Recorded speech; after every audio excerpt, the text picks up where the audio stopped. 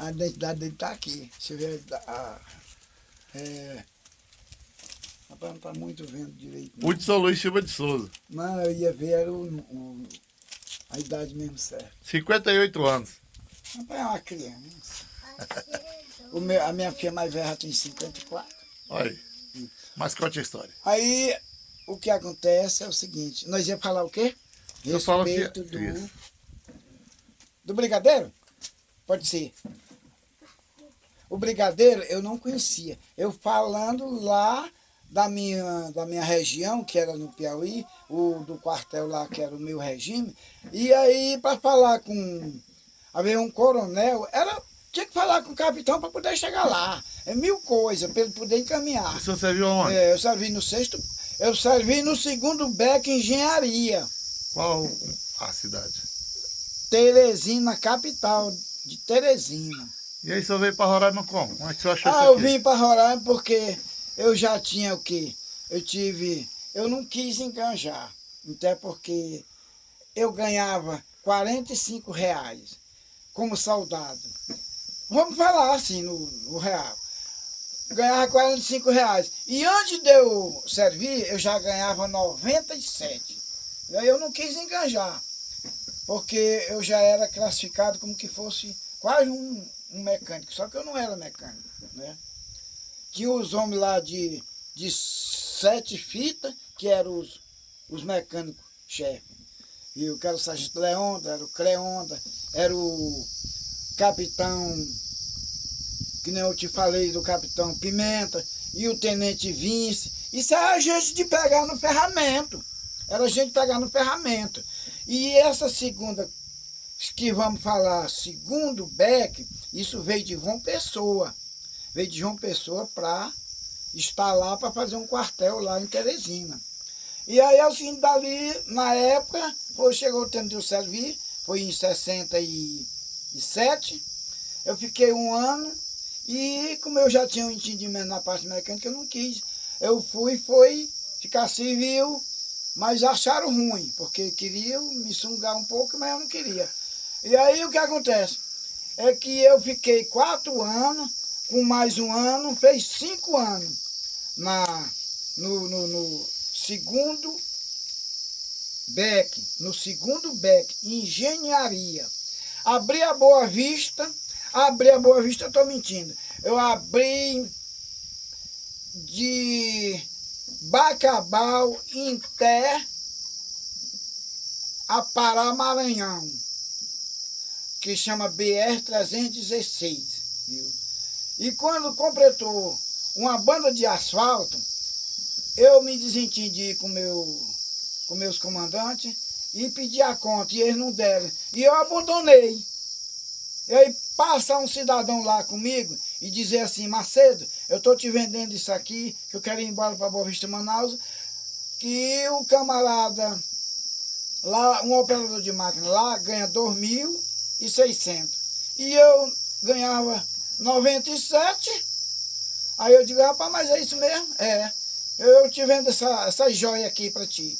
Só para mim, porque minhas passagens estão comprando. Isso aqui só para mim fumar cigarro, não sei o que e tal. Digo: rapaz, eu não sou nada. Tu fica com tua joia, que esse dinheirinho vem aí, eu te dou. E deu o dinheiro para ele. E ele deixou a joia dele tudinho. Relógio seco, que foi naquela época de 73. Seiko, né? O seiko, né? Aí, e anelzão de pedra, aliança, o casal, deixou tudo para mim. E eu sei que eu dei aquele dinheiro para ele, mas eu nunca mais vi ele. Foi a hora que ele veio embora para cá, ele disse que trabalha na Panema. E aí eu digo: rapaz, então eu vou lá. Que eu achava que eu já era alguma coisa também. Aí pedi a conta, abandonei e vim embora. Mas por esse intermédio, eu voltei lá em Teresina e pedi a minha... Que crédito era que eu tinha lá? Aí o capitão Pimenta mandou dizer: faz uma carta de recomendação aí para ele. Ele nem sabia se eu estava saindo. Faz uma carta de recomendação aí para ele. Aí fizeram a carta de recomendação, que ele vai visitar Boa Vista, Manaus, falando assim, viu? Aí o que acontece? É que eu cheguei aqui, ainda trabalhei 16 dias nos Irmãos Prata, viu? o nosso chefe era o Zelão, viu? Aí o Zelão fechou a obra ali em Caracaraí, viu?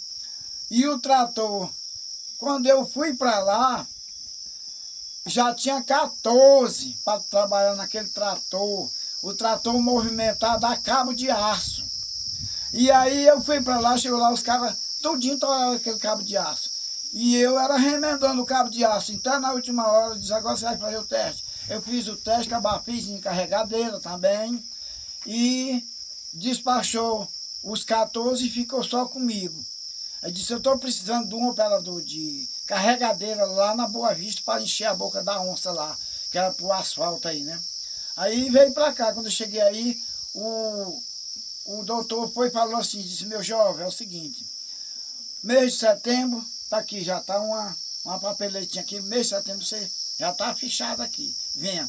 Mas eu não fiquei satisfeito, porque eu queria trabalhar, passei na frente do 6º beck. Quando eu passei no do 6º beck, eu fui na guarnição ali e falei com os guardas. Aí chamaram o sargento de dia, aí ele veio, disse, mas não tem vaga aí. Não, mas eu quero conversar lá na sessão pessoal. Ele me levou na sessão pessoal. Cheguei lá, eu conversei com o sargento que comandava, que era o sargento Bisca, viu? Conversei com ele, aí ele disse, rapaz, vaga nós estamos botando é para fora, não tem vaga, mas com certeza tem para você. Vamos falar com o major. Quando chegamos lá com o major, viu? Aí o major disse, manda fazer, não manda nem fazer teste. Manda ele encher as cabeças dali do Ponte do Calmé. Que a ponte já estava feita. Tinha sido a TVR que tinha feito. Que acho que você nem sabe. Não, senhor, eu sou de 68. Aí fui encher aquelas cabeças de ponte e dali me tiraram diretamente para o 500. A história do Martins Pereira vai chegar agora. Aí mandaram o Martins Pereira, que fez um teste aqui em Boa Vista, mandaram para lá. E os tratores naquele tempo não tinha cabine. E ele, fora de experiência, pegou o trator para fazer uma limpeza lá, empurrou uma vara doida lá, e a vara atorou em cima e partiu na cabeça dele, matou na hora. Por isso que hoje lá é Martins Pereira.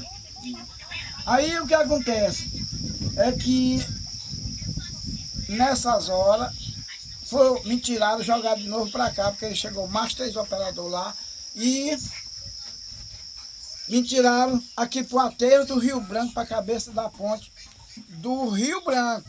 Pode vir aqui comigo, seu Aí o que acontece é o seguinte, é que eu trabalhei ali em Tel, Surrão, aí no Surrão estava um tratorista atolando os tratores lá nas linhas de frente e mandaram eu ir. Mandaram não, pegaram eu, botaram dentro do avião e jogaram no Martins Pereira. E de lá já fui para o destacamento norte e puxando ponta de aterro. E aí o comandante, que era o tenente Brizola, viu, que ainda tem outro ainda, que também é outro comandante meu, era esse major, que hoje é aqui dono dos postos, Major Mendonça, viu? Tudo novinho eles, viu? E aí ele me chamou assim, disse, Macedo, se você não der nó, eu vou lhe pagar 120 horas extra acima do seu salário, viu? Porque nós estamos precisando de um laminista, que a noite todinha é dando problema. E eu não... Deus sempre me olhou, e eu peguei aquele trator 6 horas da noite, e foi até 7 horas, e ele no barranco, olhando todo tempo, os scrapes, 8 scrapes derramando, e eu estendendo aquela, viu? Estendendo, e nunca deu um atolado. Ele ficou 3 dias nessa arrumação. Nos 3 dias ele saiu de lá e foi dormir, viu? Porque nós trabalhamos no turno da noite, que era o mais problemático. Aí o que acontece? É que a gente concluiu aquela estrada ali, não foi fácil, viu? Porque chovia dia e noite.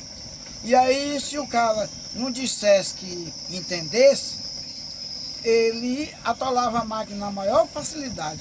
Aquilo era um tipo de Pantanal ali por todo canto. Mas eu só tenho que agradecer a Deus, porque nós vencemos.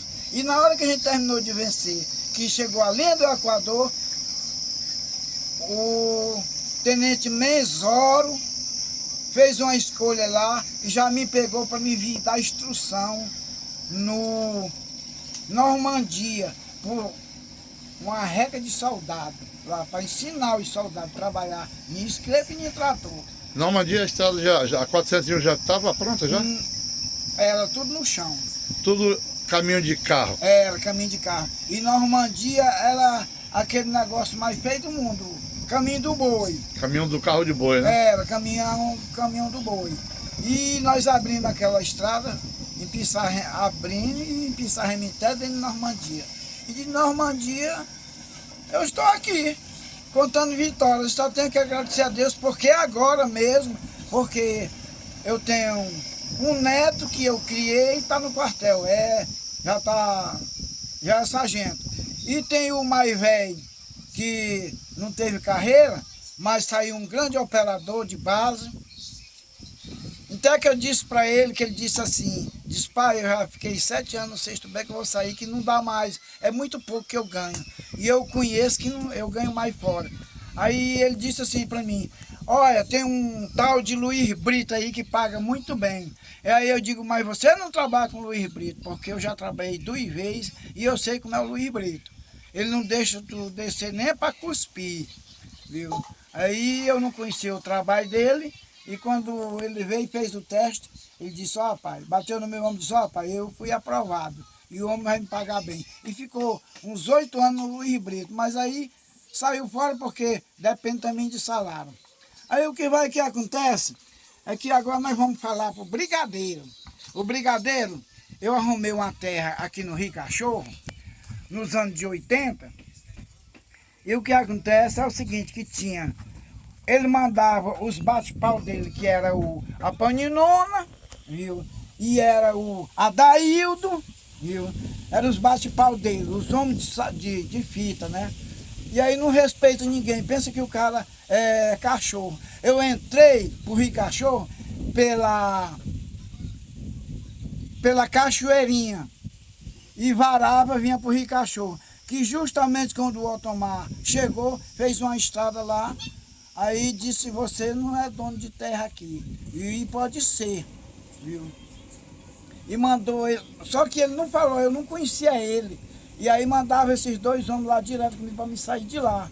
Que eu era dono de 2.000 hectares de terra lá. Aí quando abriu, que foi Azevedo que abriu a carroçal, ele chegou lá numa Toyota velha e eu tava com um bule cheio de café no chão, nas trempes. E ele chegou, desceu do volante daquela Toyota, ele e o Adaildo e o Paninano, que eram os 2 irmãos. Quem é Adaildo que você fala? Adaildo, ele era sargento, e o Paninano era sargento. Era da PM ou? Não, tudo militar. Tudo militar. Tudo era em segurança do Brigadeiro. Aí, você lembra o ano? Eu estou falando isso dos anos de 80. Aí o que acontece? É que eles chegaram, o Aponinano, que era mais debochado, chega e diz, hoje eu vou te mostrar se eu não vou sair, se tu não vai sair daqui, viu? Aí eu digo, quem é tu, rapaz, para tu me tirar daqui, viu? Aí quando eu tô falando assim, o brigadeiro já tinha entrado, que eu não sabia se... Eu pensei que era o motorista, já tinha tomado o café lá e veio, chegou e deu uma mãozada em mim, isso é um cabra macho. Olha, a Paninona e o outro, aí... Mede a terra dele, se ele tiver 1.000 hectares de benfeitoria, ele tem direito nas 2.000. Aí, para realizar a conversa, então deu 200 benfeitoria de hectare, eles me deixaram com 400. Me deixaram com 2.000 metros de frente, mas só que quando chegou o Tito chegou com 60 hectares e era 400 hectares. E aí eu me desgostei e saí fora. E naquele Tito também não assinei, porque era o doutor Manel que levou lá, que era o coordenador do INCA, naquele tempo era coordenador. Hoje é outras coisas. E nós vivemos no mundo, todo dia está tendo os modelos de coisas melhor, a nossa língua, à vez de quem tem chegando a 100 anos, já não sabe mais nem falar, e é assim. Mas só que eu estou aqui para a honra do Senhor Jesus e só tenho que dar é glória a Deus. E Deus seja louvado. Amém. Amém. Obrigado. História bonita, gente. Isso aí é um dos pioneiros que trabalharam em abertura de estradas aqui em Roraima, BR-174, estradas fora, e também trabalhou na instrução e na abertura da estrada da BR-401 que dá acesso à Normandia.